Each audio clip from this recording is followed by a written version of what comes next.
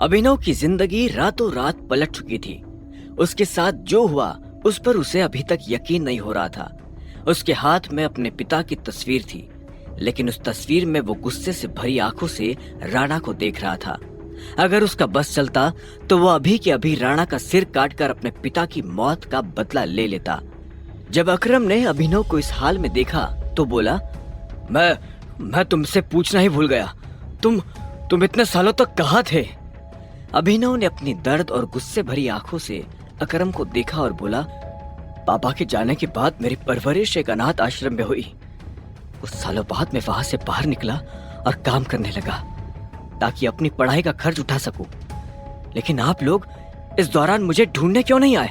अकरम ने यह सुन अपनी पलक झपकाई और कहा, ऐसा नहीं था कि हमने तुम्हें ढूंढा नहीं, लेकिन संजय के जाने के बाद माफिया वर्ल्ड में अफरा तफरी मच गई थी। हम उसे भी संभाल रहे थे और तुम्हें भी ढूंढ रहे थे, पर इन सब के बीच वक्त के साथ तुम्हारा चेहरा बदलता जा रहा था, इसलिए तुम्हें ढूंढ पाना बहुत मुश्किल हो गया था। खैर, अब तुम आ गए हो तो मोंटी और बाकी लोग तुम्हें देखकर खुश हो जाएंगे। मोंटी का नाम सुनते ही अभिनव को गुस्सा आ गया था। मोंटी एक गद्दार का बेटा था। अभिनव ना तो उस गद्दार के बेटे से मिलना चाहता था और ना ही बात करना चाहता था।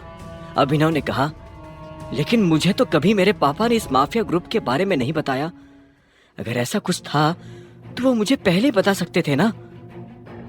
तब तुम बहुत छोटे थे, शायद वो तुम्हें सब चीजों से दूर रखना चाहते थे, लेकिन मेरा यकीन करो, हम सच में तुम्हें ढूंढ रहे थे और अब तुमसे मिलने के बाद मुरझाया हुआ द माफिया किंग फिर से जिंदा हो जाएगा। इतना कहकर अकरम कमरे में रखी एक टेबल की तरफ बढ़ने लगा था। इधर अभिनव के मन में कई सारे सवाल उठ रहे थे। उसे समझ नहीं आ रहा था कि राणा का राज अकरम और बाकी लोगों को पता क्यों नहीं चला और क्यों एक गद्दार का बेटा अभिनव की गद्दी पर बैठा हुआ था। इससे पहले कि अभिनव अपने आप को कोई जवाब दे पाता, अकरम उसके पास आया और उसने अभिनव को 50 करोड़ रुपए का एक चेक थमा दिया। इसे रख लो, जब तक तुम वापस टाइगर की पोजीशन पे नहीं आ जाते तब तक तुम्हें इसकी जरूरत पड़ने वाली है। अभिनव ने अकरम के हाथ से चेक लिया और उसे देखने लगा। उसकी जिंदगी पलट तो गई थी, लेकिन अभी भी ऐसे कई सवाल थे जिनके जवाब उसे नहीं मिले थे। इसके बाद अभिनव और अकरम उस कमरे से बाहर निकलने लगे। अकरम ने जाते हुए कहा, तुम्हारी असली पहचान के बारे में किसी को भी खबर नहीं लगनी चाहिए, इसलिए जैसे जीते आ रहे थे वैसे ही जीते रहना। अभिनव ने हाँ में सिर हिलाया और दोनों कमरे से बाहर आ गए। इधर अनन्या चिंता भरी आंखों से उस कमरे के दरवाजे को देख रही थी जिसमें अभिनव और अकरम थे। वो ये जानने के लिए बेताब थी कि उन दोनों के बीच अंदर क्या बात हो रही थी और अभिनव को आने में इतनी देर क्यों लग रही थी। इतने में देवेन ने हंसते हुए कहा, लगता है इस अभिनव को अपनी ही दवा चखने को मिल गई। इस पर सनी ने कहा, कितने दुख की बात है ना? बेचारा मरने से पहले अपनी बीवी के साथ ऐश भी नहीं कर पाया। ये सुन अनन्या को झटका लगा। वो जानती थी कि अकरम के लिए किसी को मारना कोई बड़ी बात नहीं थी। अकरम सर इन जैसे गटर के चूहों को बर्दाश्त नहीं करते हैं, वो उन्हें साफ कर देते हैं। ये भी बचने वाला नहीं है। देवेन ने कहा, हाँ, बेचारा सच में शादी करके मर गया। सनी ने कहा और दोनों जोर जोर से हंसने लगे। अनन्या को यह सुनकर बुरा लगा। कोई इंसान किसी दूसरे इंसान की मौत पर खुश कैसे हो सकता था? उसने कहा, प्लीज उसके बारे में इस तरह की बातें मत करो। इस पर देवेन ने कहा, तो और क्या करे, जिसके जैसे लक्षण होंगे उसके बारे में वैसे ही तो बातें होगी। देवेन यार, वो सही कह रही है, ठीक है ना अनन्या? हम उसके बारे में ऐसी बातें नहीं करेंगे। वैसे भी मेरे दादाजी कहते हैं, मरे हुए लोगों के बारे में गलत बात नहीं करनी चाहिए। सनी ने इतना कहा और फिर से दोनों ठहाके मारकर हंसने लगे। इससे पहले कि अनन्या कुछ कहती, कमरे का दरवाजा खुल गया। अकरम अभिनव को लेकर बाहर आ रहा था। अभिनव के बदन पर एक छोटी सी खरोच भी नजर नहीं आ रही थी। जब देवेन और सनी ने ये देखा तो उनका मुंह हैरानी के मारे खुला का खुला रह गया। देवेन ने कहा, इसे देखकर तो लग रहा है कि अकरम सर ने इसे हाथ तक नहीं लगाया। कमाल है, दोनों इतनी देर से कमरे में थे। कम से कम इतने टाइम में इसकी नाक तो टूट ही जानी चाहिए थी, सनी ने कहा। आओ, अकरम ने अभिनव से कहा और उसे अपने साथ पार्टी हॉल में सबके सामने ले आया। अकरम के चेहरे पर खुशी देख सब ताज्जुब कर रहे थे। ये अभिनव है, मेरे एक पुराने दोस्त, सॉरी, ये मेरे पुराने ड्राइवर का बेटा है। अकरम ने जैसे ही अभिनव का सबसे परिचय करवाया तो देवेन और सनी खुश हो गए, लेकिन अनन्या को यह सुनकर झटका लगा। एंजॉय द पार्टी, इतने में अकरम ने कहा और अभिनव को अकेला छोड़ बाकी लोगों से मिलने के लिए निकल गया। देवेन और सनी को अभी तक समझ नहीं आ रहा था कि अकरम अभिनव को इतना भाव क्यों दे रहा था। अभिनव को इस बात से कोई लेना देना नहीं था कि सनी और देवेन उसके बारे में क्या सोच रहे थे। उसकी आंखों के सामने बस रह रहकर अपने पिता की शक्ल आ रही थी। उसे वो रात याद आ रही थी जिस रात को राणा ने संजय को गोली मारी थी। अभिनव को ये भी याद आया कि उसे खुद भी गोली लगी थी, लेकिन उसकी किस्मत अच्छी होने की वजह से वो बच गया था। उधर जब अनन्या ने देखा कि अभिनव ठीक है तो वो अभिनव के पास आई और बोली, मुझे नहीं लग रहा था कि तुम अपने पैरों पर बाहर आ पाओगे। अच्छा, तुम्हें मेरी इतनी चिंता हो रही थी? रत्ती भर भी नहीं, लेकिन तुम्हें अपनी चिंता होनी चाहिए। अगर जिंदा रहना चाहते हो तो जरा बचकर रहो, अनन्या ने कहा। इतने में सनी और देवेन भी अभिनव के पास आकर खड़े हो गए। अकरम सर ने तुझसे अंदर क्या बात की? देवेन ने पूछा। अभिनव ने उसे घूरते हुए देखा और कहा, उन्होंने कहा कि अगर देवेन जैसा गधा तुमसे ये सवाल करे तो उसका जवाब मत देना। और अभिनव हंसते हुए वहां से आगे निकल गया। हरामखोर, देवेन ने उसे गाली दी, लेकिन अभिनव पर उसका कोई असर नहीं हुआ। उसके दिमाग में इस वक्त पहले से ही कई जरूरी चीजें घूम रही थी। इसके बाद पूरी पार्टी के दौरान अनन्या ने अभिनव से कोई बात नहीं की। वो दोनों अनन्या की गाड़ी में बैठ गए।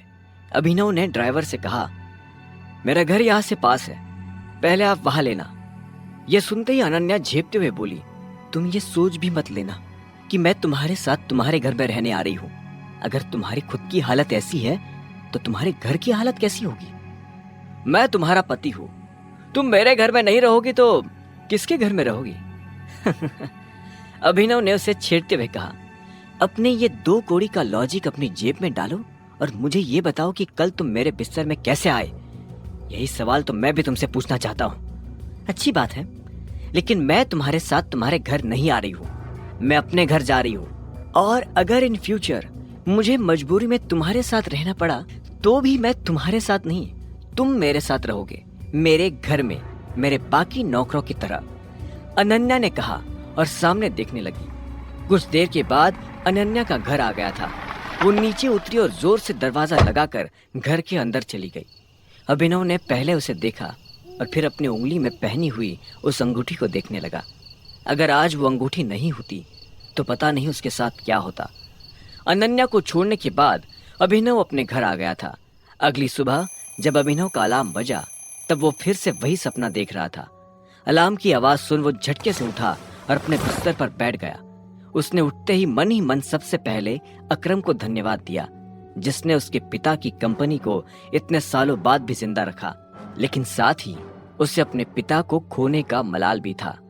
इसी ख्याल के साथ अभिनव बिस्तर से उठा और अपने काम पर जाने के लिए तैयार होने लगा। अकरम के हिसाब से उसकी डिलीवरी बॉय की जॉब उसे अपनी पहचान छुपाने में काफी मदद कर सकती थी। अभिनव ने अपनी जेब में अकरम का दिया हुआ चेक डाला और घर से निकल गया। 1 घंटे के बाद जब वो अपनी बाइक से ऑफिस आया और कॉरिडोर में चलने लगा तो उसके पीछे से आवाज आई, ए डिलीवरी बॉय। यह आवाज उसके साथ काम करने वाले हरीश की थी। हरीश उसे चिढ़ाने की कोशिश कर रहा था। उसे ऑफिस में अपना काम करने की नहीं, अभिनव को चिढ़ाने की तनख्वाह मिलती थी। हरीश उससे ज्यादा पैसे कमाता था, इसलिए वो अभिनव को हीन भावना से देखता था। अभिनव ने कहा, कुछ काम है, मुझे देर हो रही है। बॉस तुझे बुला रहे हैं। और कल बिना बताए कहाँ चला गया था तुम? अपने बाप की बारात में? ये सुन अभिनव की नसें गुस्से में फटने को आई थी। वो चाहता तो अभी हरीश के सारे दांत एक मुक्के में अलग कर सकता था, लेकिन उसने अपने आप को शांत किया और उसकी बात का जवाब दिए बिना अपने बॉस के कैबिन की तरफ बढ़ने लगा। Good morning sir. अभिनव ने कैबिन के दरवाजे में से थोड़ा सा झांकते हुए कहा। सामने बैठे उसके मोटे से बॉस ने उसे चिड़ी हुई नजरों से देखा और फिर अंदर आने का इशारा कर कहा, ऐसा क्या गुड है इस मॉर्निंग में? अभिनव के पास इस सवाल का कोई जवाब नहीं था। ऐसे में उसके बॉस ने आगे कहा, तू कल बिना बताए एब्सेंट कैसे हो गया है? अभिनव के पास इस बात का भी कोई जवाब नहीं था। वो चाहता तो अपने बॉस को कोई बहाना बनाकर टाल सकता था, लेकिन अभिनव झूठ नहीं बोलना चाहता था। ऐसे में उसके बॉस ने फिर से कहा, तुझे पता है कि कल कितनी सारी डिलीवरीज थी? तेरी वजह से हमें कितना नुकसान हुआ इसका अंदाजा भी है तुझे? पर सर, मुझे महीने में एक कैजुअल लीव तो मिलती है ना। तो फिर शट अप। काम तुझसे होता नहीं, बस बहस करने आ जाता है। ये कंपनी क्या तेरे बाप की है? ये सुनते ही अभिनव का पारा गर्म हो गया। उसने गुस्से में अपनी मुट्ठी भींच ली और घूरते हुए अपने बॉस को देखने लगा। घूर क्या रहा है? अपना सामान बांध और चुपचाप निकल यहाँ से। You are fired. अभिनव को यह सुनकर झटका नहीं लगा। असल में वो जानता था कि उसके साथ ऐसा कुछ बहुत जल्दी हो सकता था। उसका बॉस और देवेन एक दूसरे को बहुत अच्छी तरह से जानते थे। कल पार्टी में अभिनव ने देवेन को जिस तरह से जवाब दिया, उससे उसे समझ आ गया था कि आज नहीं तो कल ये होकर रहेगा।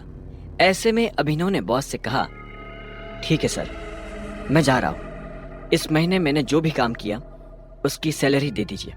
कल जो तेरी वजह से हमारा नुकसान हुआ, अगर मैं उसकी भरपाई तेरी सैलरी से भी करूं तो भी तुझे 10,000 रुपए अपनी जेब से देने पड़ेंगे। शुक्र मना, मैं वो नहीं मांग रहा हूँ। अब निकल यहाँ से। ये आप क्या बोल रहे हैं सर? मैंने पूरे महीने काम किया है। एक दिन नहीं आया तो आपका 25,000 का नुकसान हो गया।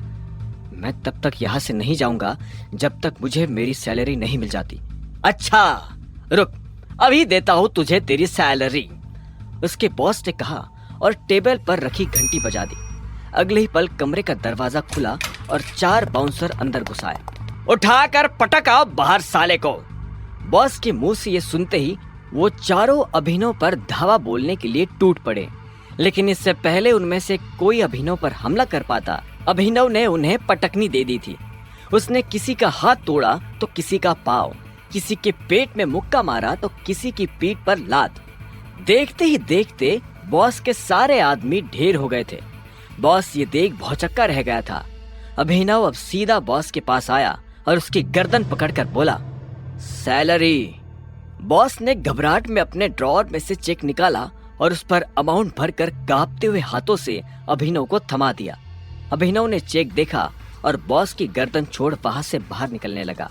इससे पहले कि वो बाहर आता, उसने बॉस की आंखों में देखा और बोला, एक बात याद रखना, आज के बाद अगर किसी के बाप पर गया तो गर्दन तेरी होगी और पंजा मेरा।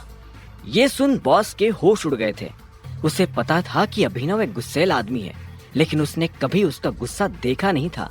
इधर अभिनव भी जब ऑफिस से बाहर आया तो उसे एक अनजान नंबर से फोन आया। अभिनव ने फोन उठाया और बोला, हेलो टाइगर, अकरम। हाँ कहिए। टाइगर, मुझे तुम्हें किसी से मिलवाना है। वो हमारे माफिया वर्ल्ड का एक बहुत बड़ा नाम है और साथ ही तुम्हारे पापा और मेरा जिगरी यार बलराज। मैं चाहता हूँ बलराज को पता चल जाए कि टाइगर लौट आया है, इसलिए शाम को डिनर के लिए होटल सफायर में पहुंच जाना। मैं तुम्हें एड्रेस भेज रहा हूँ। अकरम के मुंह से बलराज का नाम सुनते ही अभिनव के बदन में झुरझुरी सी दौड़ गई थी। उसने बलराज का नाम पहले भी सुना था। इस शहर में बलराज का नाम बच्चा बच्चा जानता था और हर बड़ा आदमी उसके नाम से थर थर कांपता था। ऐसे में अभिनव को भी उससे मिलने में घबराहट हो रही थी। जिस बलराज से वो घबरा रहा था, असल में वो उसी का बॉस होने वाला था। पर क्या वो बलराज का बॉस बन पाता? क्या वो अपने पिता के दोस्त को अपना दोस्त बना पाता? जानने के लिए सुनते रहिए द रिटर्न ऑफ टाइगर, सिर्फ पॉकेट एफएम पर।